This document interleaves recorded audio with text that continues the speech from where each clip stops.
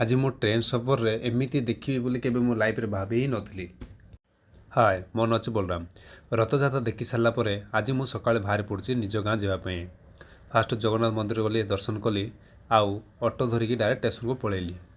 Ticket कली आ ticket कर सारा परे मु पळेली भीतर को किछि समय परे मु वेट कली सारा परे ट्रेन पळे आसिला। ट्रेन रे बसली मते मिलगला विंडो सीट। मु बहुत खुशी गली सतरे भाई बहुत खुशी गली। तापरे चा वाला आसिला मु चा पीली। तापर देखिली पुलिस वाला कुकुर धरिकी आसे चेकिंग करबा पे आस्थिले। सतरे भाई मु कुकुर देखि डरी गली। आ ट्रेन रे चप्पल पर निजे चलला पर आपण निजे देख पड़ते सुंदर दृश्य। सतरे मैं केबे बिलीव कर नथली ए ट्रेन सफर रे मु दामनजोड़ी प्लान देखि पारि बोली। आज देखिली बहुत खुशी लागला। सत कहबा गले ट्रेन रो यात्रा करबा गोटे अलग ही मजा। किछि समय पर मु पहुंच गली मोर निज स्टेशन को। आज सफर मत बहुत भल लागला। तुमर केमती लागला मत कमेंट सेक्शन रे कहो। आज एतिकी पुणी देखा नेक्स्ट वीडियो को। समस्त को मोर जय जगन्नाथ शुभरात्रि।